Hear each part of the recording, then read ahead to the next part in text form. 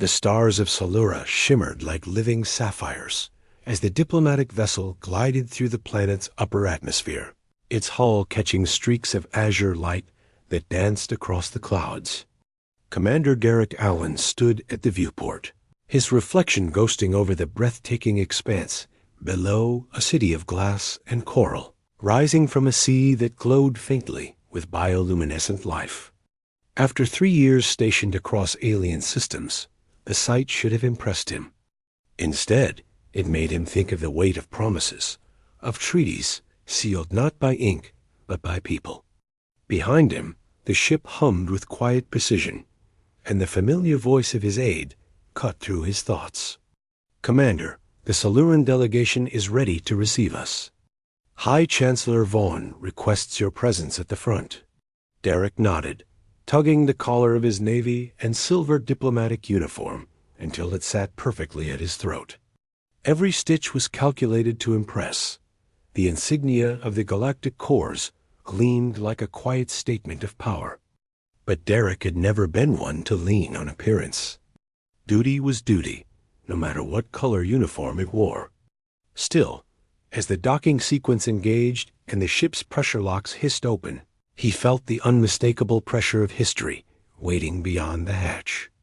Salura's air was cool and heavy with salt when he stepped onto the landing platform. The reception stretched in ceremonial formation down a walkway carved of translucent crystal, each edge glowing faintly with internal light.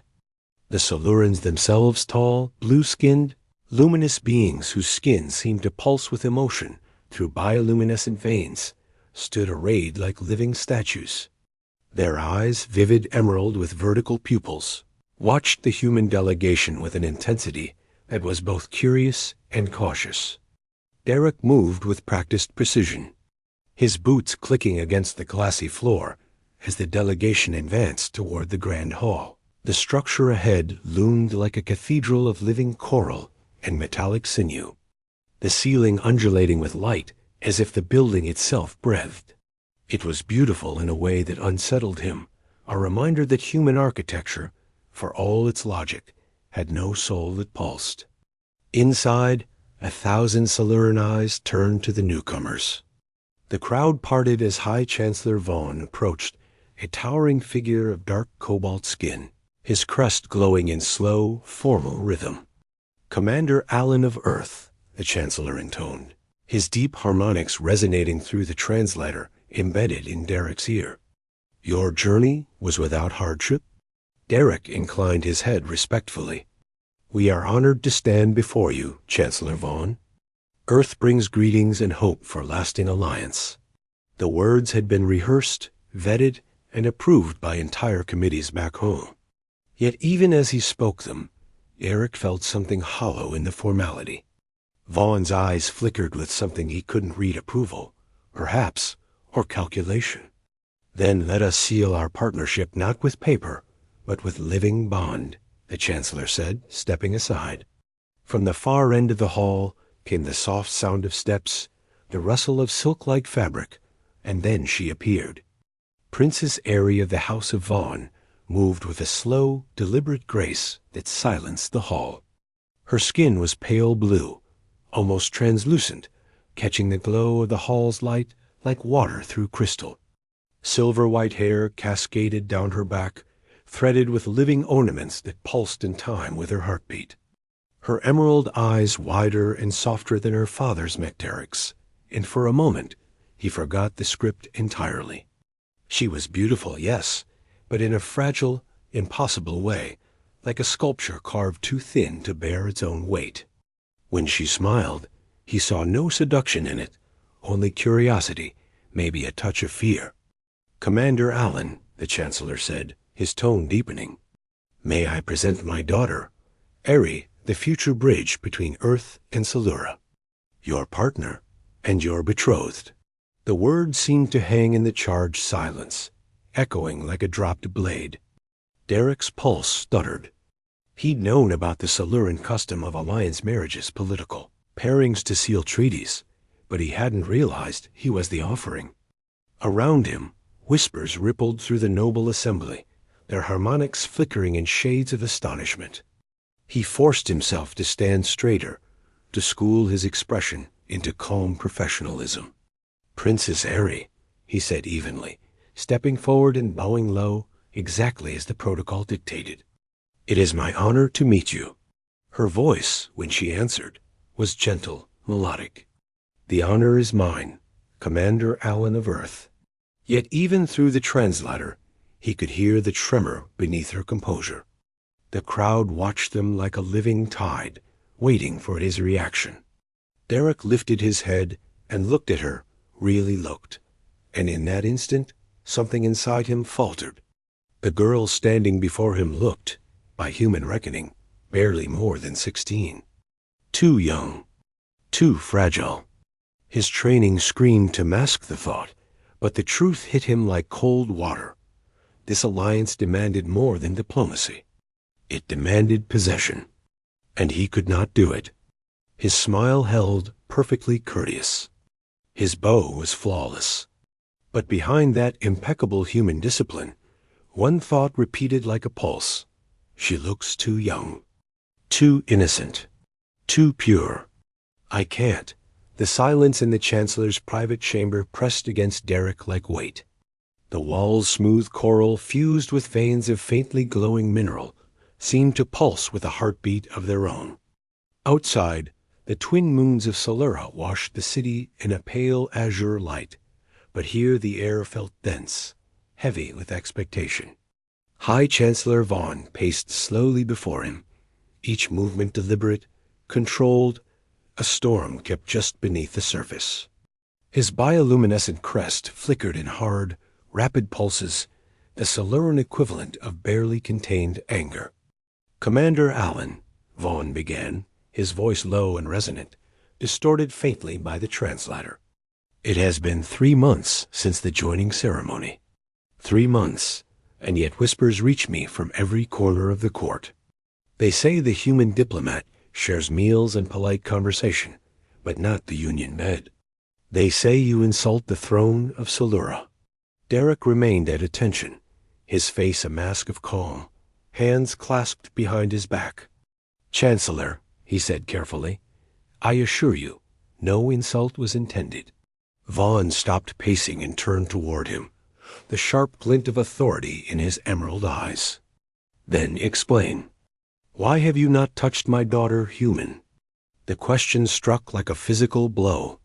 Derek had prepared himself for this confrontation, yet hearing it aloud, in the deep harmonic tone of a father defending his bloodline, made his throat dry. The translator repeated the words perfectly, flat and cold. He could feel the eyes of the guards at the edges of the room, silent and unreadable. He exhaled slowly. "Because," he said at last, "she's too pure." The translator rendered it into Soluran harmonics, and the chamber fell still. The air itself seemed to hesitate, as if shocked by his audacity. The Chancellor blinked once, twice, and his crest dimmed to a dull blue. "Too pure?" he repeated, as though tasting a word alien to his tongue. "Explain this human reasoning." Derek met his gaze evenly. "On Earth," he said, "appearance and age are closely linked. We're conditioned to protect, not pursue, anyone who seems young regardless of what years they've actually lived. To human eyes, Princess Airy appears fragile, untouched by experience. Every instinct I have tells me to guard her, not to claim her." Vaughn's expression flickered through a cascade of light patterns shock, disbelief, then something almost like fascination. "You mean," the Chancellor said slowly, "you refrain out of respect for her innocence?" "Yes," Derek replied. "And because on my world, consent and maturity are sacred. Even the appearance of impropriety can destroy trust. I will not dishonor your daughter or Earth's name by acting on something that, to my eyes, feels wrong." For a long moment, Vaughn said nothing. The low hum of the coral walls filled the silence. When he finally spoke, his voice had softened, just slightly. "You refuse her not from disgust nor defiance, but from protection." "Exactly." Vaughn's crest pulsed with a slow rhythm, the light rippling down the back of his skull. "You humans," he murmured, "you fear your own impulses more fiercely than we do our enemies. Fascinating." He moved toward the window, gazing out at the distant towers, their surfaces shimmering like submerged glass. "Commander, the Alliance requires a true bond. Our bloodlines must unite for the treaty to hold. Symbolism matters to my people." Derek felt the words land like iron. He straightened, choosing his next carefully. "I understand the treaty's significance, Chancellor, but I cannot betray what makes me human in order to serve it. There must be a way to honor both our customs." Vaughn's crest flickered again, considering, calculating. "Perhaps there is." He turned, eyes narrowing, and gestured toward the far end of the chamber, where a delicate display case shimmered into view. Inside lay a small pendant shaped like a lock, faintly glowing from within. "The pendant my daughter wears," Vaughn said. "You've noticed it?" Derek nodded. "Yes. I assumed it was ceremonial." "It is more than that," Vaughn replied. "It is a cultural safeguard. Among noble Siluran females, the lock is worn until both partners are ready to complete the union. It suppresses certain biological signals, maturity markers, pheromonal cues, outward development. A tradition meant to protect the bearer's virtue until trust is complete." Derek's heart thudded once, hard. "You mean she appears as she does because of that device?" "Precisely. Her true physiology has been restrained voluntarily. It is her choice when to remove it, but she has waited for you. Perhaps now she understands why you've kept your distance." The chamber door chimed softly. At the Chancellor's gesture, it slid open, revealing Aerie standing in the threshold, her silver hair glowing softly in the filtered moonlight. She looked from her father to Derek, uncertainty flickering in her luminous eyes. "Father," she said gently, "the Council summons you." "There is a matter of state." Vaughn inclined his head. "We will continue this later, Commander. Perhaps now, with clearer understanding." He swept past his daughter, the air stirring faintly in his wake. Aerie stepped inside, the door closing behind her with a sigh. For a heartbeat, neither spoke. Then she looked up at him, fingers brushing the small pendant at her throat. "You find me childlike?" she asked softly, her translator catching the tremor in her voice. Derek swallowed, forcing his voice steady. "To human eyes, yes, but not to my mind. I meant no insult." A faint smile curved her lips, sad and knowing.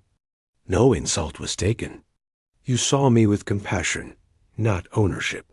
That is rare, even among my own." She stepped closer, the scent of sea salt and jasmine in the air between them. "Perhaps," she said quietly, "we should speak more honestly about how two worlds can learn what the other calls purity."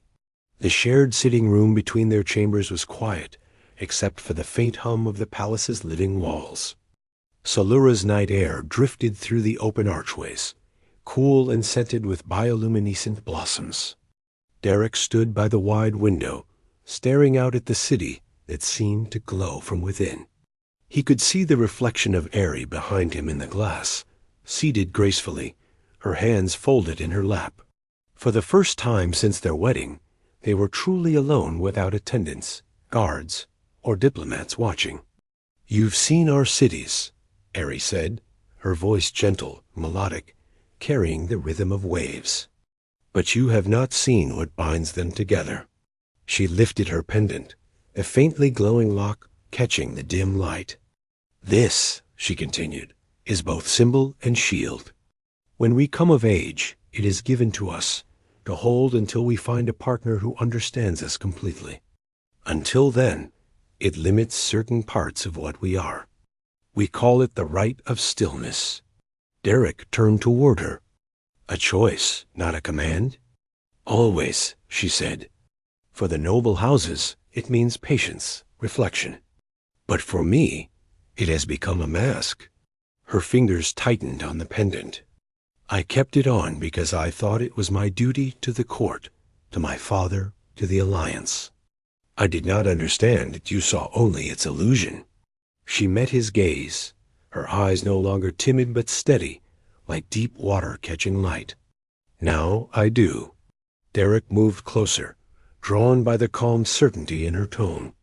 I never meant to offend, he said softly. It's just that on Earth, youth and innocence look a certain way.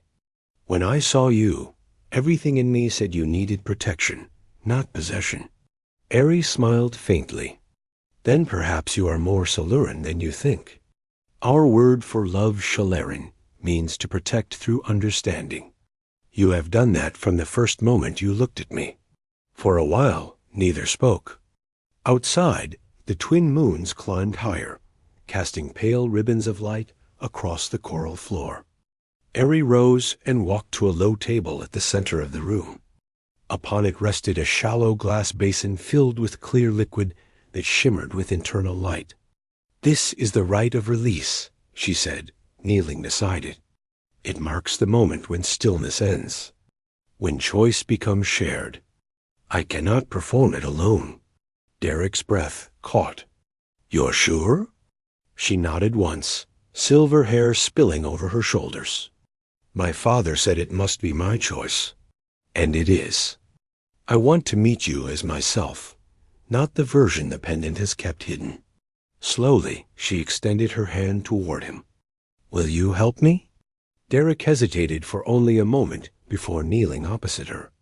The water between them glowed faintly, reflecting the pale blue of her skin and the muted bronze of his own. What do I do? He asked. Place your hands over mine. He did, his palms warm against hers. Now, repeat after me, she whispered. I release what has been held. I release what has been held, he echoed. I welcome what will become. I welcome what will become. As two paths join as one, as two paths join as one. The pendant glowed brighter, the light pulsing like a heartbeat. The water rippled with energy, and for a breathless moment, Derek thought he heard something of faint harmonic tone, as if the room itself was singing. The lock's inner light flared, then faded to stillness. Eri drew in a quiet breath and lifted the pendant free. Its crystal center had turned clear. It is done, she said, placing it gently on the table. When she looked up, Derek saw it the subtlest transformation. Her skin shimmered with new depth, the faint glow beneath her surface steadier now, more alive. The curve of her face had sharpened. Her voice when she spoke deepened slightly, warmer. She touched her cheek, startled. It feels different, she murmured, like waking from a long dream. Derek reached out without thinking, his fingers brushing the line of her jaw. You're? Incredible, he said quietly. She smiled, and in that small, unguarded expression, he saw not the childlike innocence that had once made him hesitate, but the strength of a woman choosing her own path. Then you see me now, she said. Not the illusion. I see you, he said, and I understand. The air between them changed. The quiet became charged with something tender, inevitable. Eri lifted her gaze to his, unflinching. You once said I was too pure, she whispered. Perhaps purity was never about what is untouched, but what is freely given. Derek hesitated only long enough to breathe her name before he leaned forward and kissed her. The moment felt like the first sunlight after years of cold a union not of duty, but of choice, sealed in shared understanding. When they finally parted, the glow from the basin faded, leaving only moonlight, and two hearts that no longer belonged to separate worlds. The grand council chamber was carved from living coral, its spiraling columns breathing faint light that rippled like sunlight through water.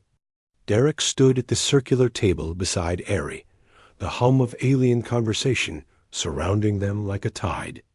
Above, translucent panels revealed the city's azure skyline, alive with drifting lights and ceremonial banners. He had attended many councils in his career, but never one with this much quiet hostility beneath the surface. The Siluran ministers glittered with status crests that flashed in slow judgment. Across the hall, the delegation from the Galactic Diplomatic Corps sat in metallic uniforms that reflected every movement like mirrors. The chamber quieted as High Chancellor Vaughn entered, flanked by his aides. "We gather," he began, "to finalize the last article of alliance, the union of bloodlines between Silura and Earth." His crest shimmered through a pattern Derek recognized as ritual pride. But something in the Chancellor's tone carried unease. "Ambassador Trell," Vaughn said, gesturing toward the GDC envoy, "has brought news." Trell rose, a tall, silver-skinned Andorian, whose voice carried the faint resonance of metal striking glass. "Our geneticists have confirmed remarkable compatibility between human and Siluran DNA," he said. "A union between Commander Allen and Princess. Eri could yield offspring with hybridized, strengths-enhanced regenerative capacity, expanded neural pathways, perhaps even empathic resonance. Such potential could change medicine, diplomacy, and biology itself." A murmur spread through the chamber, excitement tinged with unease. Trell continued, "But this revelation demands verification. The GDC requests proof that the alliance has been fully sealed." Derek felt the words hit like a pulse of static. "Proof?" he asked carefully. "Yes, Commander," Trell replied. "In unions of state significance, GDC requires confirmation through documentation or witness of consummation, to ensure that treaties based on lineage cannot be later voided." The whispering in the chamber turned sharp. Vaughn's expression was unreadable, though his crest flared once an ember of irritation. Eri's fingers, resting on the table, tightened just enough for Derek to notice. He exhaled slowly. "On Earth," he said, "intimacy is private. To demand proof of it would be considered deeply invasive." Trell inclined his head. "Cultural difference acknowledged, but precedent remains." Vaughn's voice rumbled through the hall. "Siluran tradition already provides for this. The royal fertility ritual has served as proof for millennia." Derek turned toward him, pulse quickening. "And what does that entail?" Vaughn's eyes met his. "A sacred ceremony within the Chamber of Harmony. The couple joins beneath the gaze of the divine lights, while witnesses chosen by both sides stand behind translucent veils. They do not observe detail, only the joining of two souls." Derek's jaw tightened. "To my people, even that would be a violation." Eri's voice broke through the silence, soft but steady. "Father," she said, "there is a way." All eyes turned to her. "If the witnesses must see union, let them see only its symbol. A modified ritual opaque screens, minimal presence. The words of unity will be spoken, the genetic seal performed. It honors both traditions." Vaughn's crest flickered, a slow pulse of consideration. "Would that satisfy your counsel, Ambassador?" Trell regarded her for a moment. "It would if followed by voluntary genetic verification. We require no indecency, only certainty." Derek caught Eri's gaze. She looked calm, resolute, her silver hair gleaming faintly in the chamber light. He understood what she was offering, a compromise that preserved her dignity and his principles. He nodded once. "I accept. For both our worlds." The decision rippled through the chamber like a physical current. Trell's metallic face softened into something resembling approval. "Then we shall witness this modified union, and record it in the annals of the Corps." Later that evening, as twilight bled across the coral spires, Derek stood before the sacred chamber's entrance. His reflection fragmented across the curved glass walls. Inside, the air smelled of sea salt and flame fruit oil. Bioluminescent vines hung from the ceiling, casting light that moved like liquid. Eri stood at the center, robed in pale blue silk that shimmered like the ocean's surface. Her eyes met his, unwavering. "You don't have to do this," he murmured. "I know," she said, stepping closer. "But this is not submission. It is declaration." Beyond the chamber's translucent screens, two faint silhouettes waited, Vaughn and Trell, the only witnesses. The priestess raised her hands, and the light dimmed to a soft, living glow. "Speak your truths," she intoned. Ares' voice came first, strong and clear. "I give myself not in duty, but in choice. To join not bodies alone, but paths." Derek followed, his tone steady. "I accept not for treaty, but for trust. To share strength without demand." The chamber pulsed as if the city itself was listening. The light above them deepened to a warm violet, and the air trembled. They moved closer, breath mingling, and when their lips met, the screens flared white. For the witnesses, it would be only light and shadow. But for Derek, it was a merging of everything he had once refused, a union born from mutual consent, not command. When it was done, the priestess's voice carried through the stillness. "The bond is sealed. May harmony guard its flame." The chamber doors opened again, revealing Vaughn's silhouette. His crest glowed a steady gold, the color of acceptance. "The union is witnessed," he said, "and blessed." As Derek helped Eri to her feet, the hall beyond erupted in a low, harmonic chant that rolled through the palace like the ocean's breath. For the first time, he saw in their eyes not suspicion, but reverence. The human who had once refused out of principle had become the man who turned principle into law. And as he led Eri out of the chamber into the starlit corridor, her fingers entwined with his, he understood something profound. He hadn't just changed their alliance. He had changed what the Solurans thought strength looked like. The day of the Unity celebration dawned bright beneath Salura's twin suns. The capital bathed in shifting light that gleamed across towers of glass coral and living metal. From the air, the Grand Plaza looked like a vast luminous shell opening toward the sky, its terraces overflowing with Soluran citizens, whose bioluminescent crests shimmered in synchronized waves of color: turquoise for joy, gold for reverence.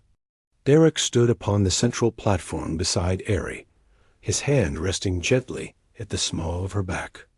Her robe of silken blue caught the light with every subtle movement, while his diplomatic uniform, now adorned with both Earth's insignia and Salura's crest, felt heavier than ever. The last few months had turned him from an outsider into a symbol, though he had never asked to be one.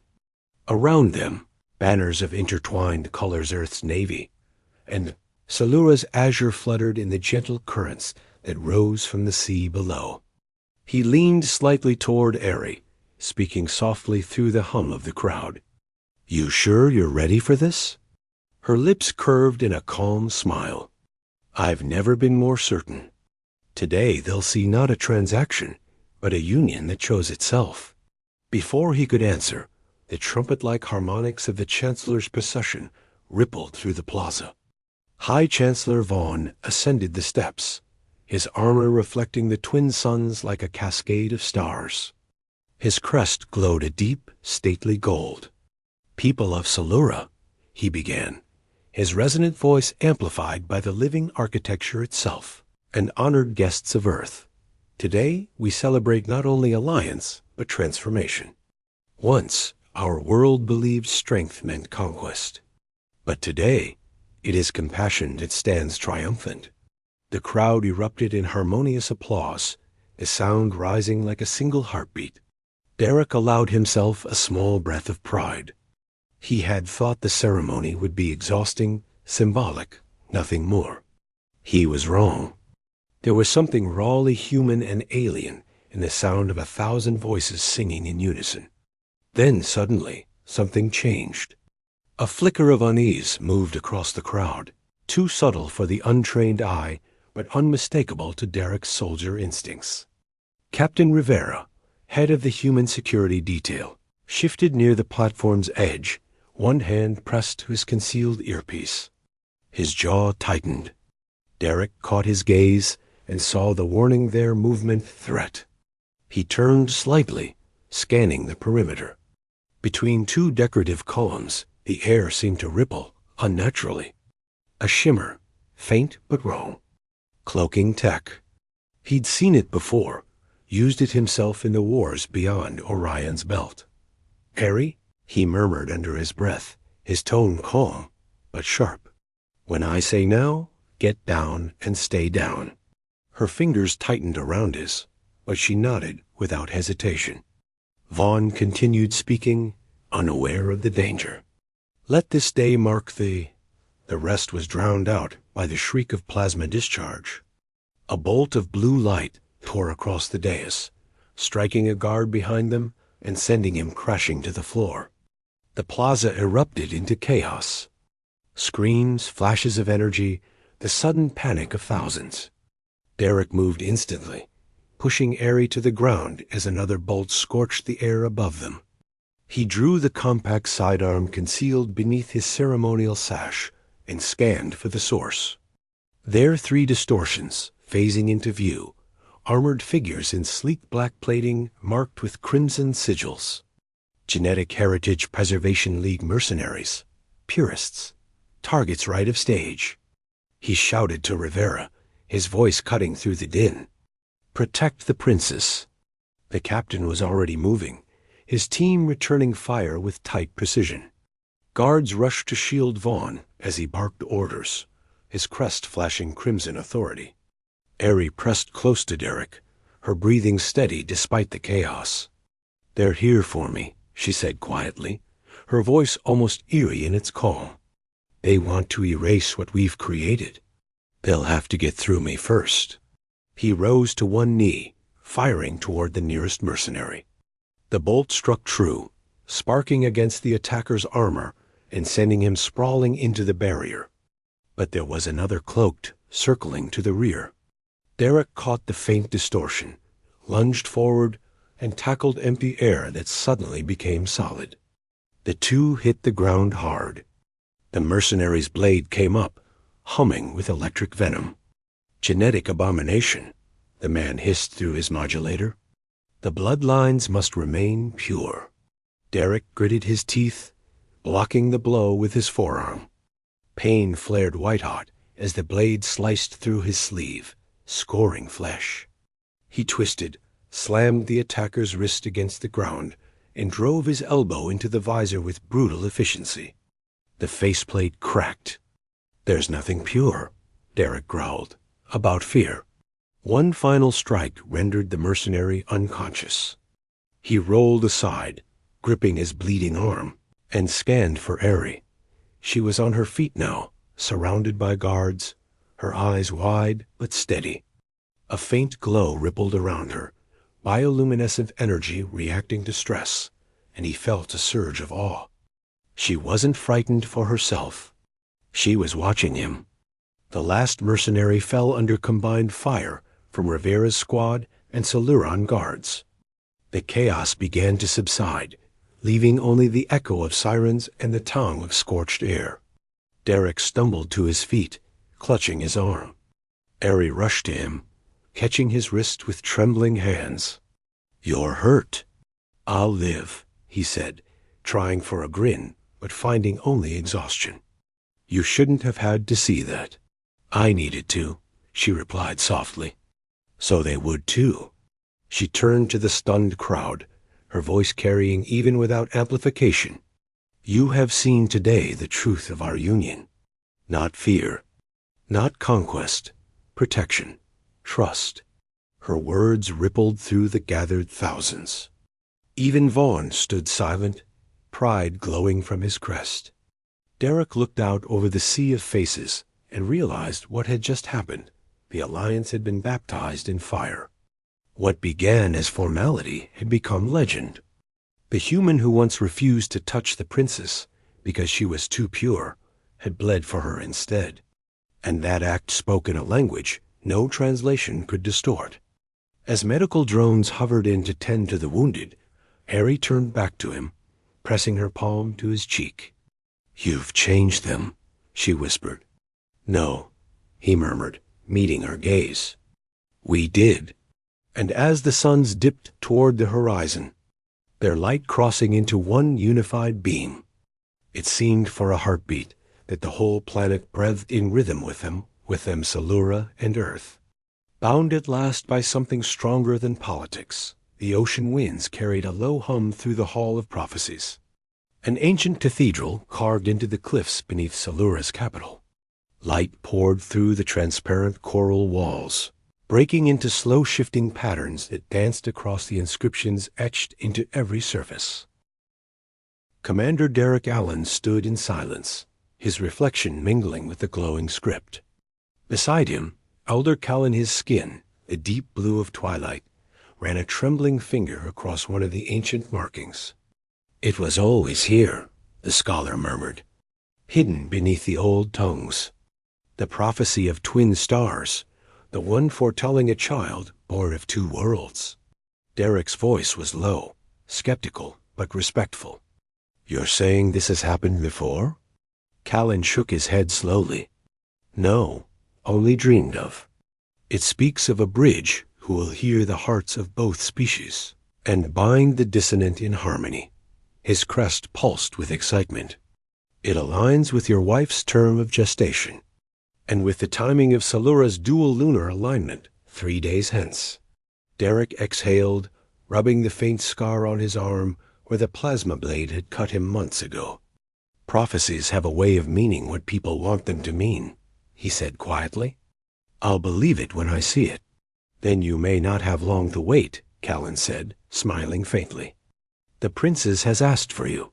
Derek found Eri in the medical wing, reclining against the bioluminescent couch as healers moved gracefully around her. Her skin seemed to radiate with its own light, stronger now than ever before. When she turned toward him, her expression softened, her eyes glimmering with warmth that nearly broke his composure. "You've been down there again, haven't you?" she teased gently, "digging through legends instead of resting." "I had help," he said, moving to her side. "The Elder thinks our son might be the bridge between worlds." "Then perhaps it's time our worlds learn to share a heartbeat," she whispered, taking his hand and placing it against her rounded abdomen. Beneath his palm, he felt a faint, rhythmic pulse, not just the beat of a small heart, but a shimmer of energy that made his skin tingle. The chief healer, Terrace, adjusted a crystalline scanner above Eri, and a 3-dimensional hologram loomed in the air, an image of their unborn child suspended in light. "Development is exceptional," Terrace said in measured tones. "But look here." She magnified a section of the holographic brain, revealing complex, spiraling neural patterns that pulsed with soft light. No precedent in either species. The hemispheres are cross-linked far beyond baseline. Logical and emotional centers firing in unison. He may indeed possess what our texts call the gift of harmony. Derek stared at the image, his throat tightening. For once, he had no diplomatic words, no calm analytical distance. Just wonder. That evening, when the healers left them alone, Eri leaned back against him, her head resting on his shoulder. The room was awash in the pale glow of the twin moons beyond the window. "Have you thought of a name?" she asked softly. "You're better at that than I am," he said. She smiled. "Then what about Aaron?" "In my tongue, it means bridge between worlds." He repeated it under his breath, Aaron, and felt something inside him settle into peace. "Perfect," he said. They sat together in silence, the sound of the distant sea rising and falling beneath the palace. "Do you regret any of it?" she asked suddenly. "The duty, the danger, being pulled into a world not your own?" He turned her gently to face him, brushing a lock of silver hair from her forehead. "Not for a moment," he said. "When your father asked why I hadn't touched you, I thought I was defending my principles. But it was more than that." "It was?" "Faith. That what's right doesn't need to be rushed." Eri's eyes glistened. "And now look at what patience has built." The following days moved like a dream. The twin moons rose into alignment, painting the entire capital in shades of silver and blue. Dignitaries from across the galaxy arrived for the naming ceremony. Earth envoys in their polished uniforms. Soluran nobility adorned with crests, glowing in intricate patterns. Even Chancellor Vaughn seemed lighter, his steps carrying something like pride. The Grand Plaza had been repaired and reborn after the attack, now ringed with luminous blossoms and banners bearing both planetary emblems intertwined. When Derek stepped onto the platform beside Aerie, the roar of the crowd swelled, thousands of voices rising together in harmonic chant. The ceremony began with Vaughn's solemn declaration, his deep voice resonating through the plaza. We gather beneath the twin moons to welcome the child of unity, the living proof that compassion between species births not chaos, but creation. Aerie stood radiant beside him, holding their newborn son, his tiny skin the color of dawn clouds, his eyes already shimmering with faint emerald hues. The crowd hushed as Derek took the child into his arms. The boy opened his eyes, and for a moment the entire plaza seemed to pause, the air itself stilling. A wave of faint energy rippled outward, brushing through every mind present like a breeze of warmth. Soldiers, diplomats, strangers all felt it. A flicker of shared calm, understanding, harmony. Gasps rose, followed by the sound of thousands of crests igniting in synchronized gold. Ambassador Trell stepped forward, his metallic features reflecting the glow. The Galactic Diplomatic Corps recognizes Aaron Allen Vaughn as the first citizen of two worlds, he announced. May he be the first of many bridges across the stars. As applause and harmonics thundered around them, Derek looked down at Aerie, who was watching him with quiet triumph. You once told my father I was too pure to touch, she murmured, her voice soft beneath the roar of celebration. He smiled, leaning closer so only she could hear. And now you've shown me purity isn't fragility, it's strength freely chosen. The suns rose higher, their light spilling across the plaza, illuminating the family at its heart, a human who refused to betray his conscience, an alien princess who chose her own destiny, and a child whose very heartbeat sang in two languages. The world had called him a diplomat, a husband, a soldier, but as Derek looked out across the endless ocean of light and life, he understood his true role. He was the proof that humanity's greatest power wasn't dominance or brilliance. It was decency. And in that decency, entire worlds could learn to breathe as one.